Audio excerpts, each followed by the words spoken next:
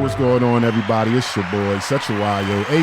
Coach Bird, and I'm the host of the BYRDCAGE Show publication. What's up? We are back at it, episode 121. As we like to do, we like to thank everybody who takes a listen and watch and all that good stuff. And please make sure you share this and tell a friend so they can tell a friend so they can tell a friend. You know what I'm saying? Today, special guest sitting on the couch. Many of you probably know her.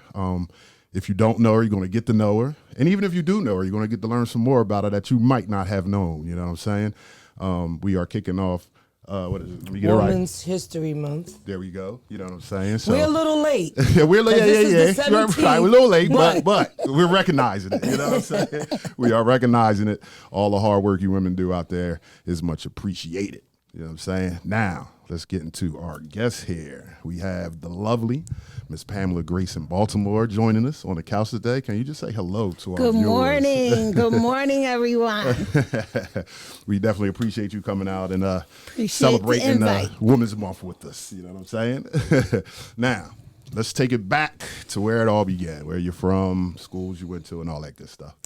So I am from the beautiful Camden, New Jersey. There we go. Public school educated. Grew up in actually Ablett Village, AB. Okay.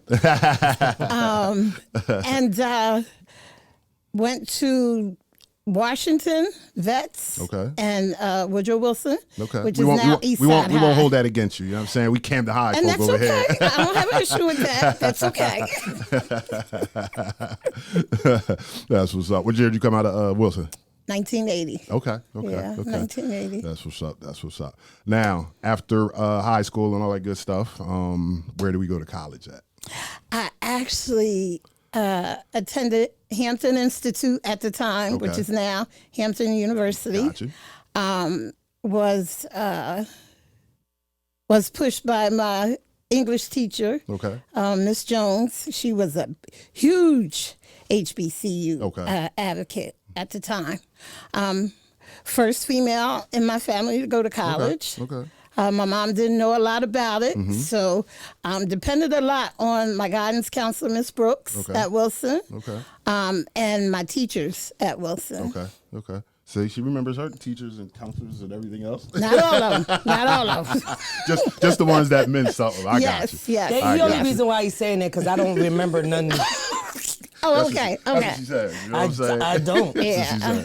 They wasn't impactful. Yeah, well, I mean, if they're not, you're not going to remember them. So it's different. True. That's different, too. It is. Yeah. It really I went is. to Brookgate School. Yeah, that's It's true. different. It And is. then when I did get to Camden High, I do remember those people. But you got to remember, once I got to Camden High, I got there my senior year. School was kind of like I was already accepted into college by the time I got you've there. done at that was point. done, Yeah. right? That's true. So, you know. That's true. That's definitely true.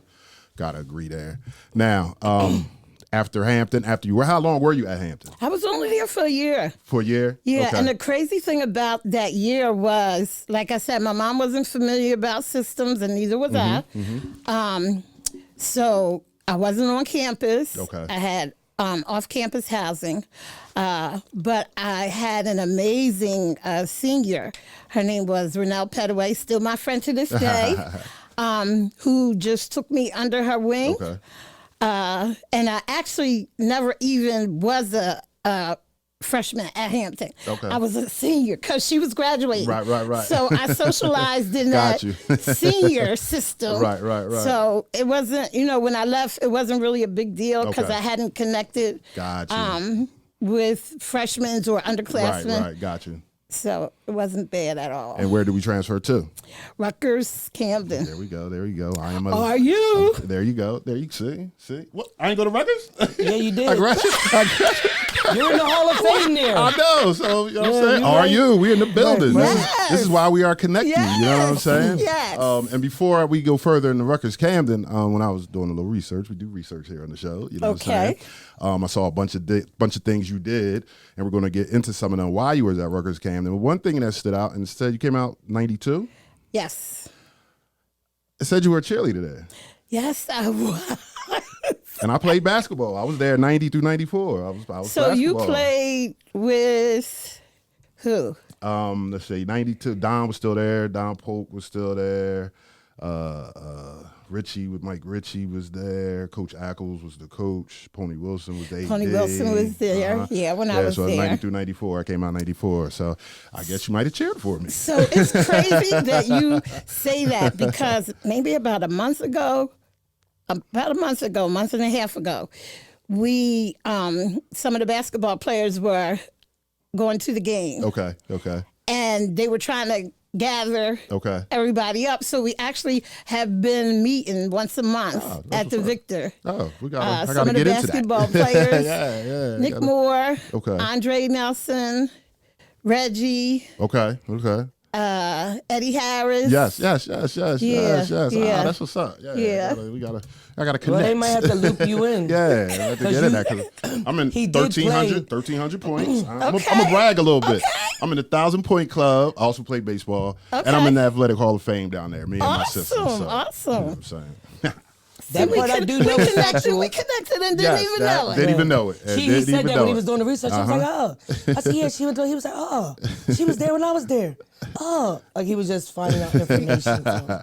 Definitely. Awesome. Now, what made you want to transfer out of Hampton? One, my family couldn't afford it. Okay.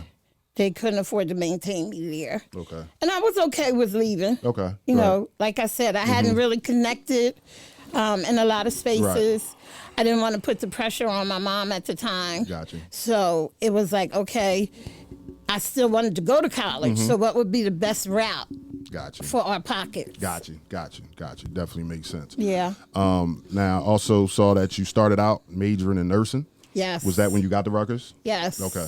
What was that like? Because my daughter is actually in her junior year at Messiah studying to be an anesthesiologist. That's what it is. People that like that. Yeah. So she's going through it. I mean, she's getting through it, but it's not easy. No, those biology and chemistry classes kicked my tail. Got you. And my roommate at the time, Daphne, was a nursing major as well. Okay. She was able to stick us through, graduate with a nursing degree, but I was like, time out. I gotta figure this thing out. Right. But I wanted to figure it out in a way where I wouldn't lose a lot of my credits. Got you. And fortunately, I was part of the EOF program at Rutgers and had an amazing EOF counselor, Ms. Hammond, and Mr. Butler. Yeah. Mr. Butler. Yeah. And they guided me through that process, so it was easy. Gotcha. It was easy. And you, your new major was in social work. Because I love people. Okay. Like, people are my thing. Okay. And I wanted to still be in a profession where I could help people. Gotcha. So social work was the next best thing. Now, where do you think that drive came from to want to help people? Something you learned from your parents, some family members, or just something that was in you? Both. Okay. Like, my mom was one of those moms. Like I said, we grew up in Ablett Village. It was definitely a community at that time. If you didn't have, my mom's name was Janice. If Miss Janice didn't have, Miss Brenda had. And Miss Brenda didn't have, Miss Leona had. Gotcha. I grew up in that space where we helped each other. That makes sense. So it kind of was innate as well. Right. Because, like I said, I love people. People are my thing. Got you. I'm going to ask you that, too, because what made you, like, want to, because, you're all about community and all of that. I mean, I have an idea, but I'm going to let you, I want to hear your answer. What made you want to give the way you give? I don't got no sense. Okay, that was not the answer I was expecting. No. I was I'm sorry. It's been a rough morning. Listen, no, for real. I come from a family of community people who really believed in the village. True. We treated my uncles the same way we treat my father. If dad wasn't around, they were allowed to chastise and, discipline. And grandma was the major source for who we were. True. And my family, including your father, all were givers and doers and community and about Camden and about who we are and, people understanding that good things come from here and we're born and raised here and we we're stakeholders. True. So that was installed upon me at a young age. And like I said a long time ago, a lot of my mentors and people that changed the way I am in my life were the people I saw, my father, my uncle, Coach Bird, those type, Coach Pat, all those type of, they were men, but they guided me to know how to be respected as a woman, how to go after what I want, how to be powerful, how to be impactful. And that right there for me was the game changer. They was the men and the people that shaped me on top of my mom. Right. My mom took care of everybody. Right. My mom was the oldest of 16. And my mom made sure each and every one of her siblings had.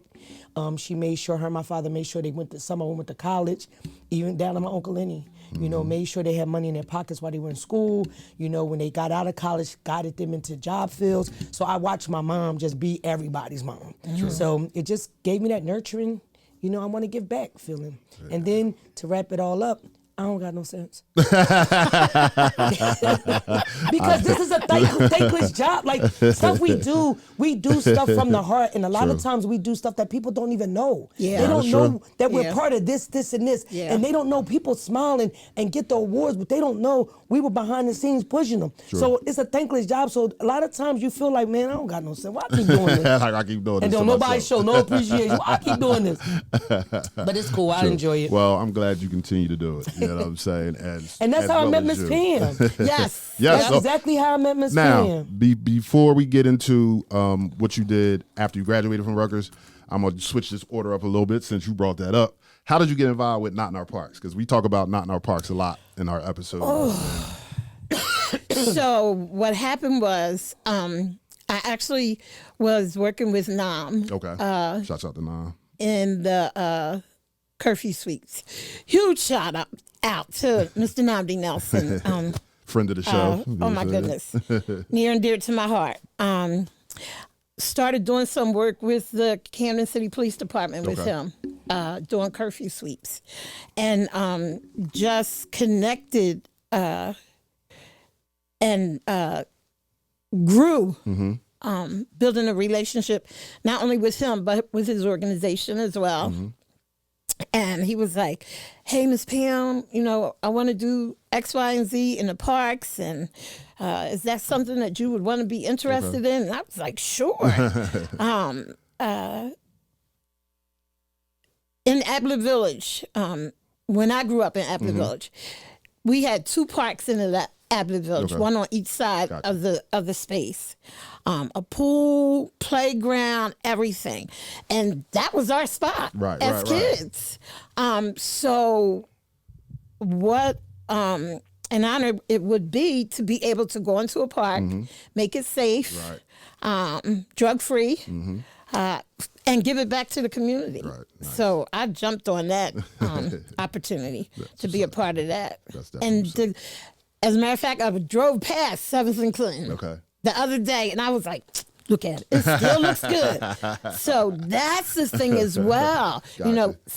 In the sea parks filled with community and kids. Right. No, it was definitely a great movement. You know what I'm saying? And, we all know Tracy had a big part in that Absolutely. As well. You know what I'm saying? So thank you. Still working. Thank you both. You know what I'm saying? Yeah, definitely. We're able to employ youth now in the park. Yeah, yes. Yeah, and I think last year we did, might have been 25 or 30 youth. I think this year we may be able to hire a few more, depending on what it's looking like for us. And we're going to meet the shift the landscape because one of the parks that we actually have them at is doing this thing, right? So, and the community has stepped up, so we may put them somewhere else where there may be a bigger need, but we're going to sort all of that out. It's that time. It's that time of year. It's the time of year to try to sort it all out. But our parks are still working. That's what's working. That's what's yes, and definitely shout out to Miss Tracy, one of the partners as well. You guys are doing an excellent job. I had an opportunity to visit one of the park when the kids were out there this past summer, and the kids are really involved in the process. They're invested. Not only are the community invested, but the youth are invested too, and it shows. That's always big when you get the youth involved. Absolutely, and want them because to take they're the care future. of them. Right, so if they learn young enough how to maintain as they become adults, they'll want to keep maintaining, and then they'll pass it on to their kids, and hopefully we'll bring it back. Like it didn't turn the way it did overnight, and it's not going to be overnight to get it back. But one child, one young person at a time, one family, you know, and hopefully, you know, we'll become sustainable again. Yes, definitely. Well, again, I said it a little earlier, but y'all still talking. But thank you both. You know what I'm saying? Cause, I don't even know. I'm trying to remember when I met Miss Pam. I think I met you. I was doing something at Wilson. Yes, it was in the auditorium. Yes. It was oh my God. It was some kind of youth event or youth something. summit. It was like a youth summit. Yep. Right. Yep. Youth summit. And I remember you speaking, and I came to the back, and I said, "Who are you?" And I said, "Oh my God, it is something in you. Like I don't know what it is, but yeah. She has it. Huge. You know what I'm saying? She has I don't know it. what I have. I have something. You got I don't know what it is. You got it. Whatever it is, you got it. Yeah, You know, definitely. it's so funny because I spoke to Camden High last month during Black History Month. They had a few community stakeholders come in and talk to kids about our history and why, you know, how do we make it through the mud, right? Mm-hmm. So one of the teachers at Big Picture seen me Friday, and he was like, listen, I was more intrigued than the kids. He's like, I didn't know. He said, and then when I found out that Miss Hall is your daughter, he was like, I really didn't know any of that. He was like, I just thought I knew you, but maybe I didn't know. And I was like, yeah, it's cool. A lot of people think they know me, but they really don't. They really don't. Yeah. Nah, Tracy definitely, you know, and I'm not just saying this because she's my cousin, but she is one hell of a speaker. So if you need her to speak to your youth out there, those that watch or whatever it may be, please contact her and you will not be disappointed whatsoever. Still in the community realm, before we go into the other stuff that you do, Miss Pam is instrumental in the open gym with the Village Initiative. And it's crazy because we all seen Principal Akbar Cook do his thing up in North. You know what I mean? And we went up there and talked to them and looked at it. And then they came back and emulated, and it's doing well. The kids enjoy it. Like, the kids enjoy it. Half the parents don't even know about it. Right. The kids know, though. Right. And it's like in the kid world. They Okay. kind of know. He's showing up on Friday, right? Right. And I told a couple kids at HB Wilson because they didn't really know about all the information. And I was like, listen, if y'all really want to come, like, we'll get you there. Right. You know what I mean? We have ways to get y'all there. If y'all really want to come, if you're serious about coming, you know what I mean? But we got to talk to your parents, you know, and it was like, well, we need flyers. We didn't even know that existed. It's been going on for like 2 years now, right? Started our third year, March. And Miss Pam, every Friday, right? And Miss Pam usually don't miss a Friday. And the crazy part about it is, it goes to every area. Okay. So if we're not in your local area where you can walk to us, then we may be next week. We'll be closer to you. Like it's in all the different areas. So it's 4 months in a week. 4 Fridays in a month. 4 Fridays in a month, and every Friday is at a different location. So it's opportunity for everybody to join. But they do amazing work over there. Yeah, I say. I mean, well, you got good people involved, so it has to work. You know what I'm saying? It has to work. Now, a Delta, I believe. Yes. Right. Yes. You pledged that while you were at Rutgers? You pledged? Yes, I did. Theta Chi.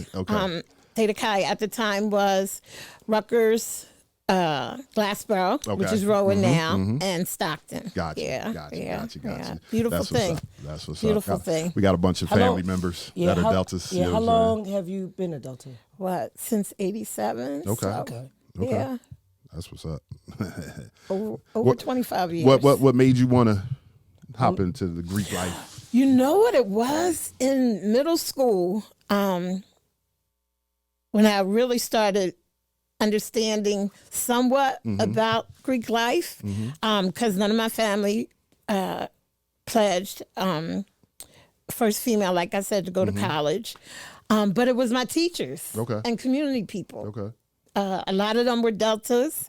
A lot of them I looked up to. I was like, I want to be like that. I want to be like that. I want to be like that. And I have wanted to be a Delta ever since high school. Okay. Right. So you knew. Middle school. Okay. So you knew, like, hey, once my feet touch this college, that's it. It's going I wasn't down. looking at nothing else. That's what's up. Now, we graduated from Rutgers Camden, degree in social work. What was your first job coming out of Rutgers? A substitute teacher. Okay. Hey, we got to start somewhere. You know what I'm saying? A substitute teacher, and then left that and worked at the Division of Youth and Family Services. Okay. How long were you there? 7 years. 7. Okay. Yeah, but I had a plan. Okay. Because I got hired in the Camden South area, which is Voorhees. Okay. And I was like, oh, I can't do this for a long time. So I actually, it was this older woman there. Her name was Sister Gloria Perry. And she was like, you got to go back and get your master's in social work. And I was like, oh, I'm not going back to school. She was like, no, in order for you to really make a mark, you got to get your master's. So she kind of like held my hand through that graduate program, did accelerated 18 months. But before I did it, I transferred to the Camden North office so that I would be able to work full-time during the day and go to school at night. You hear that? People out there, you got to work for what you want to get. You know what I'm saying? I had a plan. I said, okay, I'm going to transfer to the Camden North office, work during the day, go to school at night, get it done. Hey, you got it done because I still don't have a master's. I've been teaching for 30 years and It's never too late. It's never too late. True indeed. Listen, I still don't have a degree. Let's start there. I say it's never too late. For those that don't know now, you know I just said it on the birdcage. All your assumptions are wrong. I am not a degreed black woman. But can I tell you this? Everything that I learned in graduate school, I already knew. Got you. I just was able to put a name to it. I was like, oh, that's what I'm doing. Oh, that's what I'm doing. Oh, that's what I'm doing. So got you. It may be easier than you think. Got you. In regards to that. That's what's up. Now, you said you was there for 7 years. After that, where did we go? Left DIFAS and went to the Center for Family Services. Okay. I created their school and community-based program there. And oh my God, it wasn't so much the organization, it was the people that the organization exposed me to. So I came up under the regime of Dr. Stella Horton, Phyllis Fonville, Sharon Shields, Alicia Wright. Like those were the women that were in position when I first came out of undergraduate school, and they was movers and shakers in Camden. Do you hear me? I sat at the table with them as a baby. Right. Miss Gloria Smith, who is still one of my mentors to this date. So they came from the position of you either going walk to walk and take care of our babies and their families, or you can't sit at this table. Like for me, it was amazing to see women of color in charge. Like making huge decisions in regards to things. Camden Board of Education School-Based Youth Services was like an organization within the organization. Got you. So yeah, that was amazing. How long was you there? I was there for I think I was there for 7 years. Yeah, I realized I only had that's the magic number. I realized I only had 3 jobs all my life. Hey, that's a good thing. Well, not according to the millennials. Well, yeah, true. Somebody was like, Miss Pam, you only had 3 jobs all your life. They hustle. I just had 3 jobs. They do hustle. Because if they don't like a job, they're not staying. Yeah, that's true. That's true. I'm 2. I'm at job 2. Job 2, yeah. I'm down. And my first job I had didn't require a resume, so when I retired from there and tried to look for another job, well, actually 3 jobs because I was at doing security for a little bit. They required a resume, and I didn't know what that was. I had to go to my kids.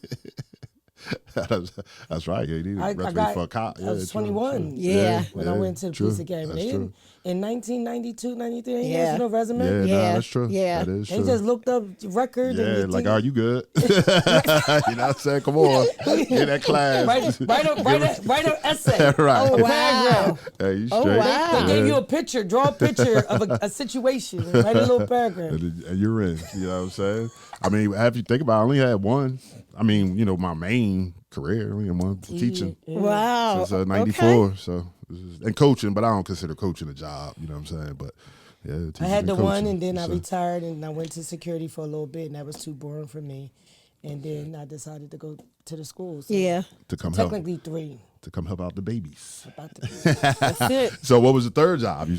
We got 2, 7 and 7. What was the third?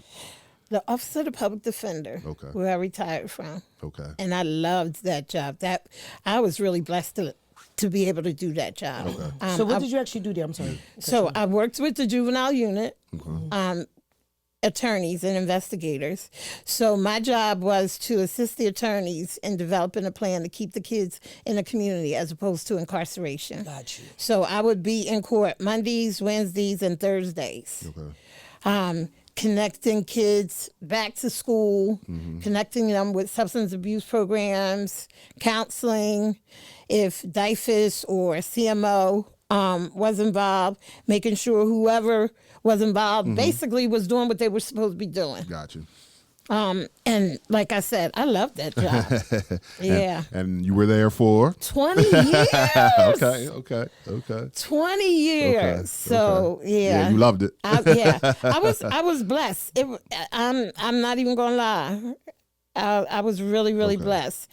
And I really like I'm a community person. So when you can go into court or into a school or into any type of facility and advocate for a kid and their family. Like, Miss Pam don't play, Miss Baltimore don't play. Yeah, all for it. That's what's up. So I guess when did you, let's ask it this way, when did you start? You know what I'm saying? She's the founder of iData Care. Let's talk about iData Care. When did you start that? Like, were you still working, or was this after you retired? I was still working. Okay. I had 2 full-time jobs, didn't even realize it. iData Care came about as a result of me doing a leadership class at church. Okay. Under the leadership of Dr. Bryant Lee Phillips, Apostle Bryant Lee Phillips, and the late Pastor Charlene Phillips. We were doing a vision book, and in the vision book I said, I want to do a teen program called iDare to Care, mentoring for girls. And what year was that, when that started officially? It started April 3rd, 2008. 2008. Yeah. And I do believe, when I was doing my research, started out in your living room or your house, right? Yes, started out in my house. And I said once a month. And then Takina Sturdivant, who I'm still connected to till this day, she was my first girl. Okay. And she was like, Miss Pam, you got to do this more than once a month. And I was like, no. I was like, I'm just starting off. And then I said, okay, if you bring the girls, if there's a demand for it, I'll change it. And within a 6-month period, she was the man. She moved that thing where we had to do it weekly. Okay. Yeah. Now Now in the beginning, like, what did that look like? Was it just like weekly meetings or just weekly meetings? Okay. Creating a safe space for girls to come talk about their feelings. What was the ages? Only teenagers at that time. Okay. Yeah. Got you. And what happened was, every time I went to go pick up a girl, the mom was yelling at the door, "Where you going to start it for younger girls?" I said, Give me a minute. wait. So, yeah. So I guess the building where you're at now, which is Kane Avenue, right? Yes. In that complex over there. Yeah. I guess it just grew so big that you had to get out your house. Yeah. I actually was in my house. 7 is a crazy number. I keep repeating it. Lord, I gotta go look that up when I go home. I was using my house for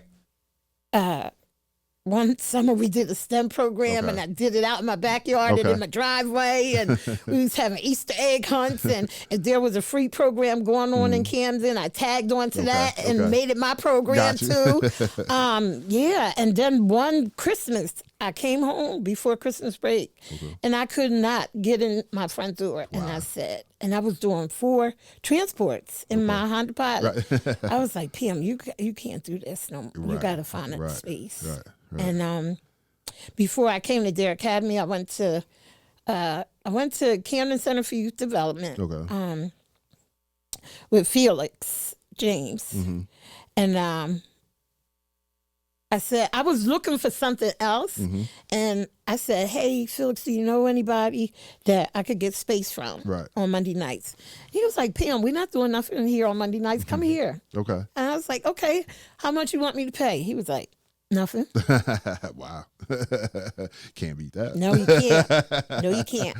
So I was there for 4 years and then got approached by Anthony Ways and Naima Gillespie to be a part of their academy. Gotcha. And been there for almost 6 years. Okay. Yeah, shout out to Naima. She was on the show. Yes, I saw. She was on the show. She was on the show. That's a great situation over there, I think. You know what I'm saying? Just that academy with a bunch of different services for everything. It is. It really, really is. And a lot of people still don't know what we do there. I agree, because I'm going to be honest, until Naima was on the show, I didn't know it had all those components in there. You know what I'm saying? It really does. I didn't even know. We're doing some great work over there. Yeah, and it's definitely much needed. You know what I'm saying? Now, what ages do you work with now? So now we service kids from 7 to 18. Okay. And families. Okay. The mentoring component is specifically for girls, but we're servicing families now. I Dare to Care Family Life Center, creating a safe place for children and their families to come and grow together. Gotcha. So we're doing mentoring, we're doing support groups. Miss Angela Turner is there. She's my program coordinator, but she's running programs, a maternal, Black maternal health. She's focusing on. She has a homeschool cohort out of there as well. Professor Leslie Daniels is doing trauma healing groups. So I'm huge on collaboration. Gotcha. Huge on collaboration. Gotcha. If you're doing something that's family oriented or with kids, hey, Miss Pam, listen, let's connect, let's do this. Okay, let's make it happen. Let's make it happen. That's what's up. Now, just real quick, can you let them know where they can find, what's the website and all that? The website for I Dare to Care is www.id2c.org. You can find us on Facebook and Instagram. We're around. Our number is 856-479-2369 at the Life Center. And that's about it. That's it. Now, are you every day? You open every day type situation? Yep, we are there from Monday through Saturday. Most of our morning appointments are by appointment only. We are trying to become more of a drop-in center. We have a lot of programming at night from 5 to 8:30. So our mentoring is from 5 to 8:30 on Mondays and Wednesdays. Our 7 to 12-year-olds is Mondays. Our 13 to 18 years on Wednesdays. The trauma healing group is on Tuesdays from 6 to 8:30. We just started a new tutoring program every Thursday from 5 to 7:30. Yeah. That's what's up. So, you out there watching, you need some of these services, make sure, make sure you get at Ms. Pam, you know what I'm saying, and get those things taken care of. I was going to say this to the end, but since we're talking about the academy, I'm going to bring it up now. I think I saw that you started a podcast a couple years back. Are you thinking about bringing that back, or what's the... So I didn't start a podcast. There's actually a radio station. I found that out. at their academy, which is run by Anthony Williams. I would not mind doing a podcast, but I'd like to do it in two parts. I'd like for the young people to do one on their own, and who's ever interested, come do an open mic podcast. Gotcha. Whatever. Because I think sometimes we think that you have to be a certain person to share experiences or knowledge, and I don't believe that. Gotcha. I believe that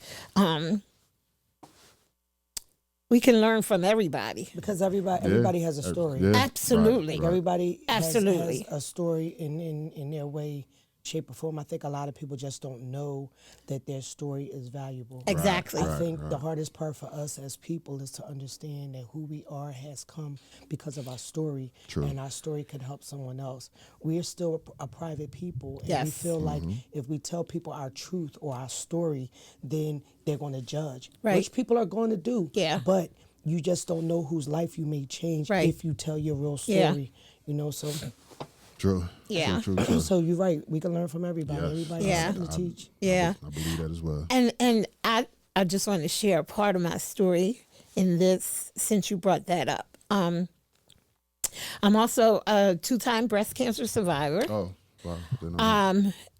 And when I was initially diagnosed in, I think it was 91, it was my faith that sustained me during that time. And I knew that I would be a sign of hope for people who were diagnosed with cancer, because everybody thinks that when you're diagnosed with cancer, you have to die. Right, and that's right. not my story. Right. I believe that I became a sign of hope for people, because not only did I go through the treatment, but I had support that I didn't even realize that I had. Gotcha. Not only from my family, but community. Right. And then when it came back 14 years later, I dealt with it differently, but that taught me that, we need to know our family history. We had to stop operating in cyclones where we're not sharing information, not only with ourselves, but generations. Right. People need to know that we were trying to figure out where this came from. Gotcha. And I realized that I found out that 4 of my cousins on my dad's side have breast cancer. But it didn't even come from my dad's side. My mom, God rest her soul, was the one that had the BRCA gene that passed it on to me. So when I realized I did the genetic testing, I was educating myself in regards to what that was and what the treatment looked like for me. So in sharing my story, I realized that I could help others become aware of certain things that were generational that they weren't aware of. Right. True. So just wanted to put that out. Nah, there. true. No. Like you both said, you know what I'm saying? Everybody has a story, and you don't know how your story will help others if you don't share it. Right. You know what I'm saying? If you don't share Well, it. So. my mom died from breast cancer. Okay. My mom was diagnosed July 9th and was deceased by August 10th. Wow. Yeah. Wow. No signs before that I knew of. Yeah. But yeah. And she probably didn't even know. I think, looking back, I think she did. Oh, okay. But I think that she didn't share with us as her children. Okay. And she didn't want treatment. Okay. And I believe my mother actually knew she had breast cancer since I was 15. Oh, wow. And never got any treatment. Wow. I looking back, I kind of Yeah. believe, Right. Yeah. because I could see what was going on. She initially had walking pneumonia when I was 15. And I think when they did the testing, they may have found out then. Okay. And I just think she just didn't, because when it came towards the end, she used to always say, I don't want treatment, don't fight, let me be. And I kind of, just having our conversations, I look back on it, I think she knew. Wow. Yeah. But she comes from a generation, Yeah. my mom would have been 84 this year. She comes from a generation where she didn't talk. So she didn't leave me with any nuggets. Yeah. Right. Yeah. Right. So now I'm gonna hunt. Like my Right. my family physician actually was my mother's doctor when she was pregnant with me. He's in his late 80s as well. He started being on it. Like I've been getting mammograms since I was 20. 5. Okay. Every 6 months. Okay. I was getting them, and then they tried to apply for the genetic screening, but insurance wouldn't pay for it. Okay. I never really got the genetic screening. So then I opted. I had like a couple bad mammograms. We was looking at what we was going to do. I had dense breasts. Okay. So I opted to get rid of them. Okay. I did a breast reduction. Okay.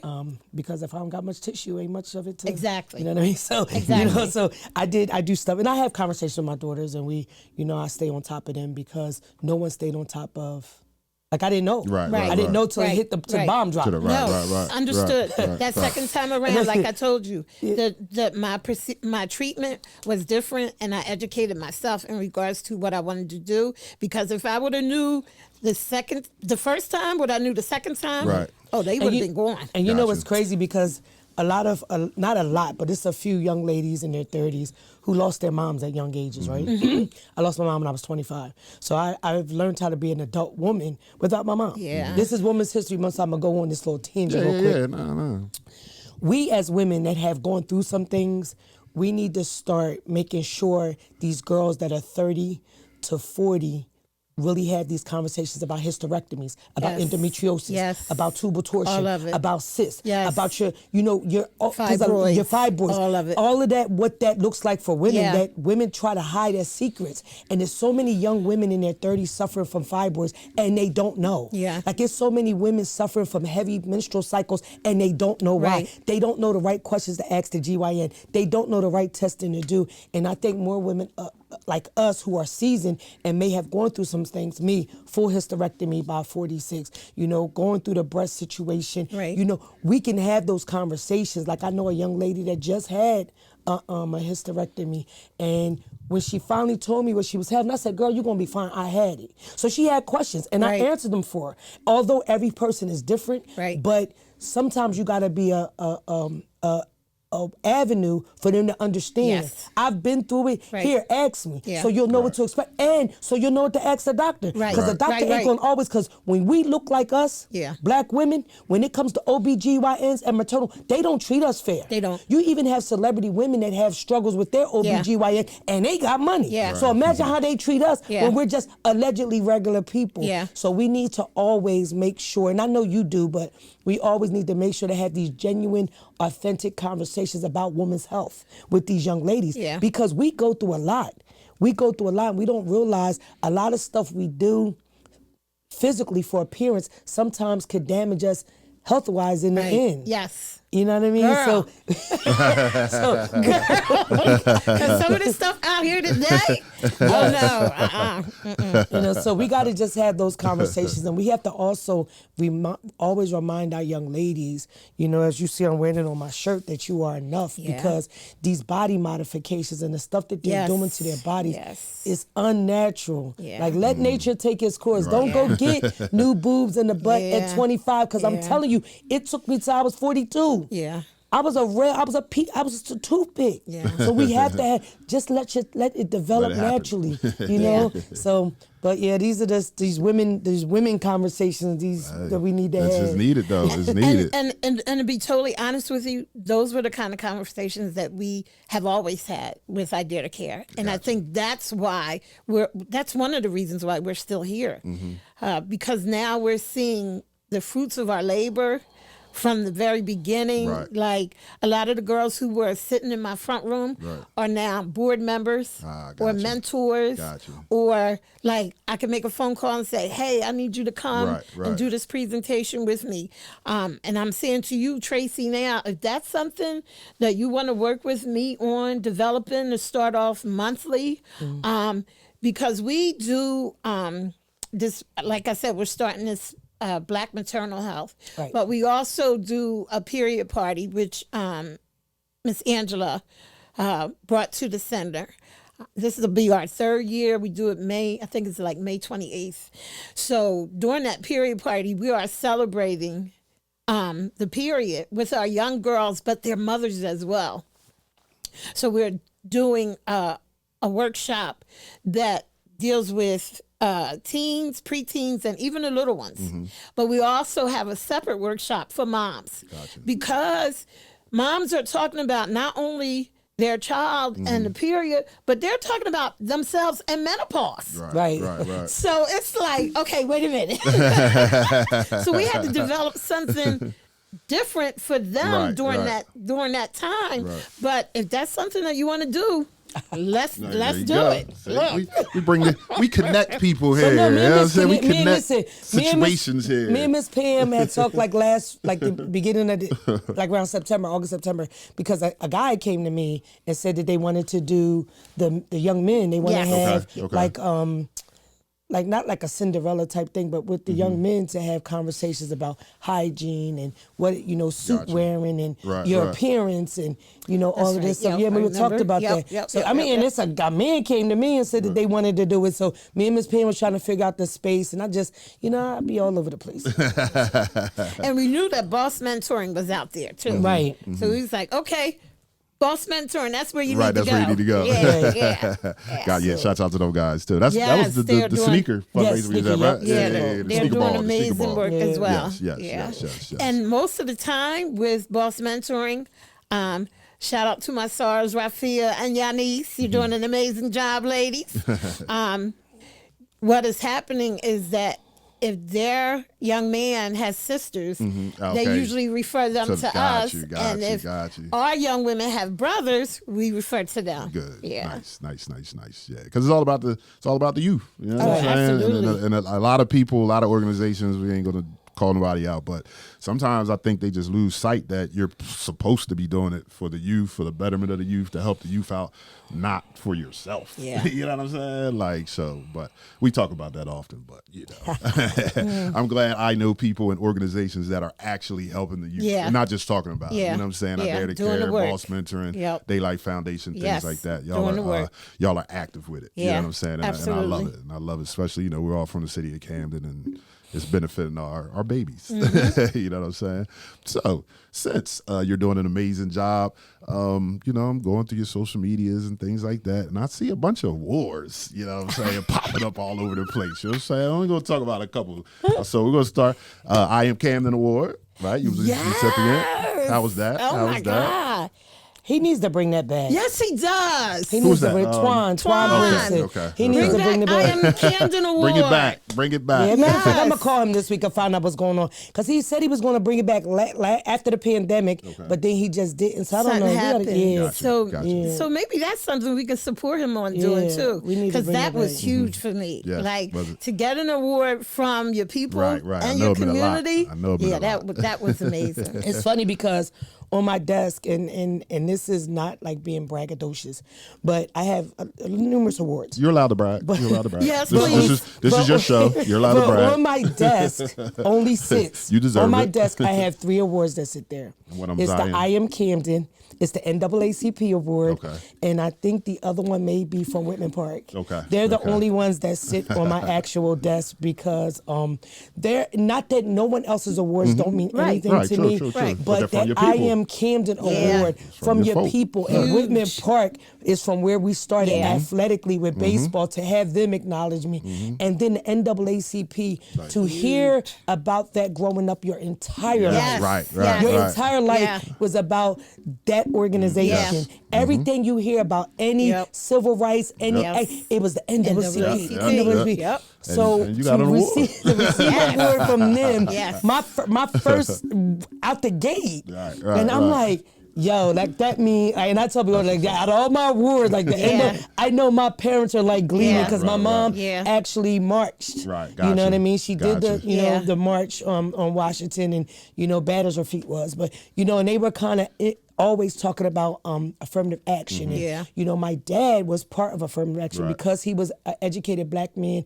in Bell Atlantic South. He wouldn't have never got a promotion if it wasn't for the fact that he was being skipped over because he was black. So he became a manager, the first black manager, assistant manager in Bell Atlantic South. Wow. Because of, you know what I mean, being a strong black man. So like those type of things, growing up, and then to get an NAACP award. That's huge. It's like. And that kind of leads to the second one that I saw that was kind of big there, the Martin Luther King Jr. Freedom Medal. Ooh. What was that like? So. Because just like you were saying, sorry to cut you off, That's all we knew coming up was Martin Luther King Jr. Yes.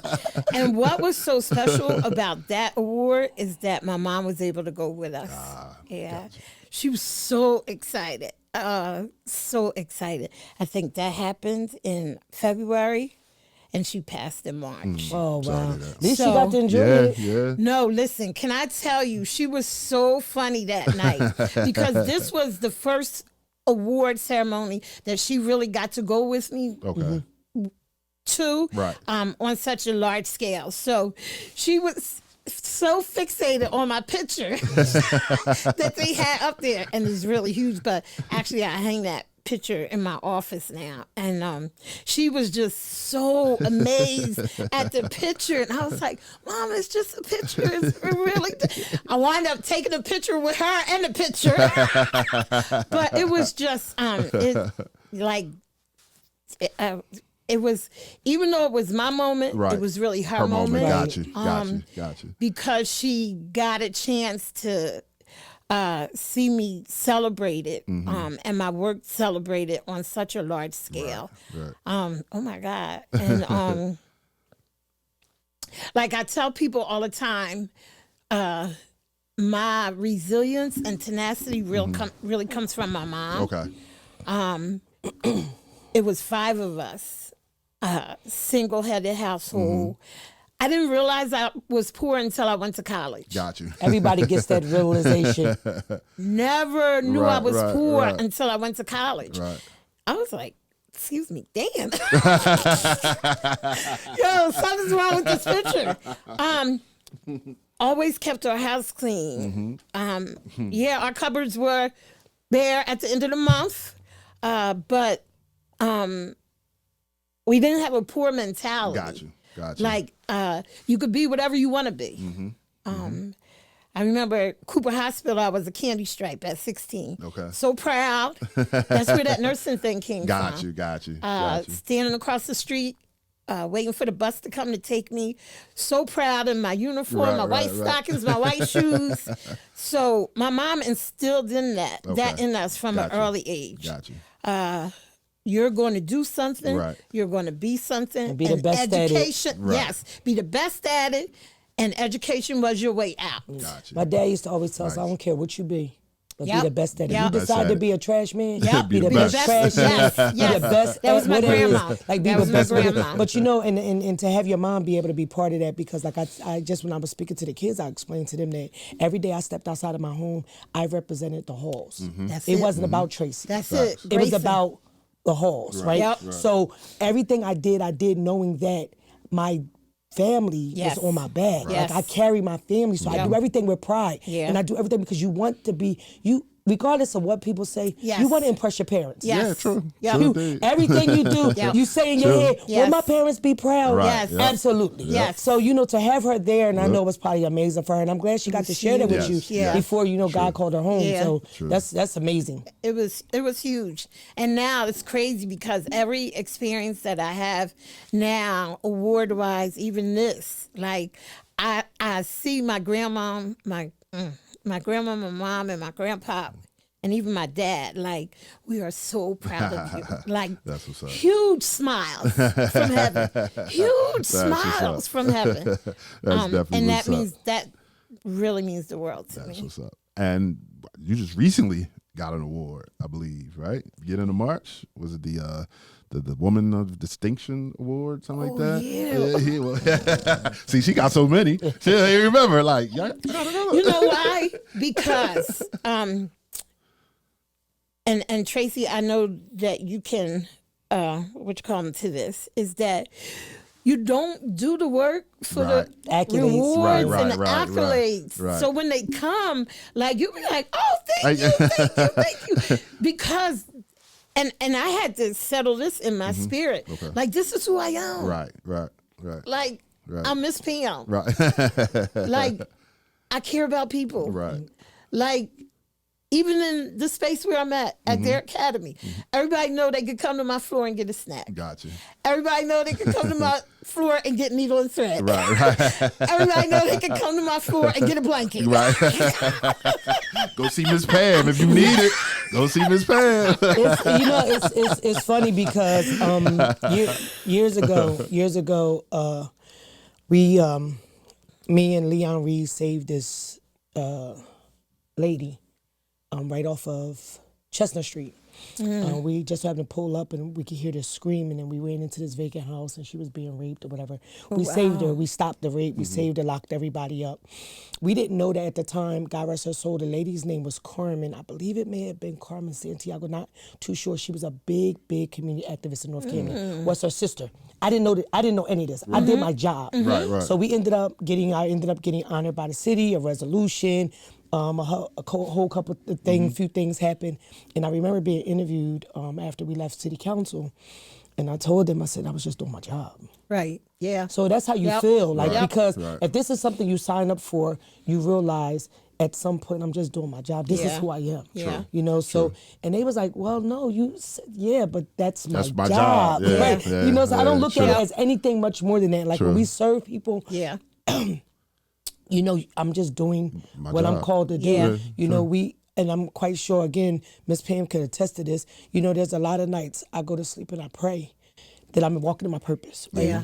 I was scared to use that word. that I'm walking in my purpose, right? So when I wake up and then I get the attaboys or a good job or job well done, I realize I'm doing what God sent me to do in my purpose, right? So I think a lot of times I enjoy and I'm thankful for the awards and the accolades and the acknowledgement I am. But just know that it's not going to stop. And I didn't do it for that. I did it with love. I did it with love in my heart. I did it with positive intent. And I did it with purpose. Like I do everything with purpose. I set out, to make sure every day is done with purpose and intentional. True. Very true. Well, you both are doing an amazing job. You know what I'm saying? Before we wrap this up, why don't you talk a little bit about your fundraiser that you have coming up? So on April the 27th, we are celebrating 16 years of I Dare to Care, and we are going to have an amazing time. Yeah, I got to grab tickets for that. Celebrating all 16 years. Okay. And celebrating the people who helped us get to the space. Okay. And just looking to have a grand time. I'm be honest with you. Is it the BYRDCAGE? We in the building? We're in the building. Right, that's why I said I just told us I got to grab tickets. I see it coming up in my head. I'll be like, I got to call Miss Pam and tell her to reserve my tickets. And then I'll be like, all right, I'll give Miss Pam. I'll see you on Friday. But I know before April, I'll have the tickets. We'll be in the space. Yeah, we're excited. We're definitely excited. It's a formal attire, right? Yeah, formal attire. Get dressed up. Yeah, nothing wrong with it. Get dressed up and have on the right shoes or kick your shoes off or, we're going to have a good time. We're going to have a good time. That's what's up. Not a lot of talking. Right. Just a good time. Good old-fashioned good time. Celebrate a few folk. Right. Yeah, but we're going to party. There we go. Oh, look at that. We got 16 years of partying. We're going that's right. We're going to have a good time. We're going to have a good time. I like it. So I want to be a part of that good time. You know what I'm saying? I like good times. So, yes, the BYRDCAGE is going to be in the building. Awesome. You know what I'm saying? Awesome. Before we let you go, future plans, like anything you got going on up there? You just kind all of it. So my long-term goal, and I'm hoping that we're about to do a strategic planning meeting with our team, and I want to do all girls academy. In Camden, high tech. Paperless. From K to 12, has a adult certification program. So I'm just big things. You know what I'm saying? Big I'm things. just going to see. The Lord has been faithful. These past 16 years, and I don't believe I'm done yet. So that's my long-term nice. goal. Man, I'll be looking out for that. I think girls learn differently when young men are not involved. Well, you know, see it's that. crazy. Before we close out, Hatch, years ago, they separated the girls and boys. They had a boys' academy. That little annex that's there, the boys were over there. When they came in that 6th grade, they kind of separated them. Oh, wow. And Rashawn Hornsey was part of that class. Okay. That 8th grade class. Teron Bird, is his name Teron Bird? Teron Bird. They was all part of that. And I used to go in and talk to them. They separated them because they wanted to prove that boys learn different without girl distraction. And all their grades increased. Gotcha. All of the young men's grades increased. And they actually, but then again, the next year came and it kind of like fell, after the boys graduated, kind of like fell through the markup. But they did that at Hatch. They separated them for like 7th and 8th grade, I think it was. Wow. And they proved that their grades, Mr. White, they proved that their grades increased. Yeah. That's what's up. I definitely believe. Yeah, I mean, and you know, me being in education for the last 30 years, being a teacher and whatnot, I can definitely see that. You know what I'm saying? But it's both ways. Like definitely boys see that. distract girls, girls distract that's what I'm boys. saying. Because Like, I can everything separate- young people do right now, they do for the other person, the other gender. Exactly. They want to prove something to the other gender. Exactly. They get smart with the teacher because they think they're proving that's doing something. Right, right, and they right. want the boys don't want to teach the girls to think that they are punks, so they get smart. Like it's just a lot of distractions, like you said. A lot of distractions. all of it. And that's not going to stop. Right. That's a part I'm of noticing it in 4th grade. Listen, this is what I say to parents now. Go take a look at child development. It's no longer, look at this, child development. Because realistically, this is where your child is supposed to be. You know, and I think this is us educating ourselves too in regards to children and what they're supposed to be doing and what's the norm. Like, because I think realistically, we haven't had these conversations either. Right. Like at between 10 and 13, your child's going to turn into somebody that you don't even recognize. And then by the time that they're really teens, oh, your word, and what you say don't even matter. And if you find that it does matter, you better thank the Lord because because your friends probably ain't having this result with their kids. You know, and that's how I ended up with a lot of people's children. Yeah. No, I'm serious. That's how I ended up with. Listen, they would see how Davina and Finasia carried themselves, and my little sister, who I had the hardest time raising, but they seen how they were like, "You do so good here. Take our kids." Take our kids. It starts from a weekend, then it turns to a week, then it's the whole summer. Then they living there. My house was the house that if you got in trouble, you came to my house. Like my sister's friend, Keisha, used to leave, call me and be like, "Jada on the porch." My girls used to open the door and be like, "Jada, what you do now?" So yeah, that was it. Like if a child talked back to their parent or wasn't receptive, or their parent had to go to Tracy, can you just keep them for like just a week or two? Just talk to him. I'm telling you, can you just what the I gotta work. Well, you know, the girls is there. They gotta work. And I remember young lady that ran track at Wilson, amazing track runner, beautiful young lady. She was in a domestic. I went to work, and when I got there was a job waiting for me. They said it was the job. I go in, baby, beautiful girl. Don't recognize her. It looked like somebody had shoved a golf ball up underneath her eye. Oh my God. And the boy beat her so bad, but when she responded and maybe hit him with a bottle or whatever, she got charged. Oh, wow. Yeah. So I see it, and she was supposed to go to college. She's all this stuff. So I said, you know what, baby, we're going to figure it out. Her mom had moved down south, kind of left her here in the care of the family, the boyfriend. She's only like 18, 19. But her mom considered her grown. You with this man, you stay with this man. And I went home and asked my daughters, I said, my daughter know her from track. And I said, my daughter was a lot younger than her, though. Davina was a lot younger. And I said, is it okay if she comes stay with us for a while till we figure it out for her? Yeah. I made some phone calls to some people I knew, got her in Benedict on a scholarship. I called somebody else, got her airline ticket, She went down there, she did amazing. She ended up getting into a real serious car accident on one of the back roads in South Carolina. Wherever, South Carolina, I think it is. And Columbia, South Carolina. And she was messed up. Wow. But she got out of it. And I seen her not too long, well, a few years back. Okay. She said, I didn't recognize her. Okay. She's an adult woman now. She said, Miss Tracy, She was like, I'm a nurse now. She said, you saved wow. my life. Wow. Saved my life. That's what's up. And it was just so crazy because I just knew, I said, I don't really know this girl. She could be Yeah. a thief. Like, Right, she could right, come right. out, Everything, right? Yeah. But I just But know, that I feel spirit like, in you, yeah, that I feel was like, bubbling that's in. that You know what I'm nurture. saying? Yep, so she's a nurse of Yeah. the Philly. She's doing really, really well. That's what's up. Awesome. And every time I go in Wilson, I see her name still up on there for her track accolades. Okay. I just smile. And I haven't seen her in years, but when I see her name, I just smile like, dang. Yeah. Like, I remember when. Yep. Like, I remember when. That's what y'all do. That's what y'all do. You know what I'm saying? Thank you. Thank you. This was amazing. We Thank appreciate it. You know what I'm saying? You got any shout outs, anything you want to say hello to before we get out of it? Shout out to the Idea to Care family. Shout out to my family. I love you guys. Thank you for 16 amazing years of serving our community. Nice. I want to say thank you for that as well. And thank you to the Birdcage. Yes. Thank you for this opportunity. I appreciate you guys.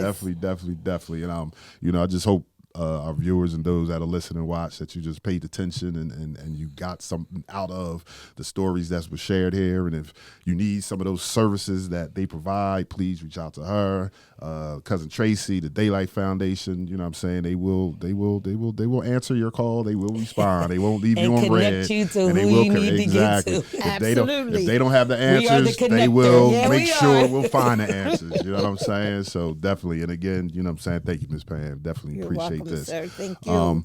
Got to give a shout out to Amir, my youngest.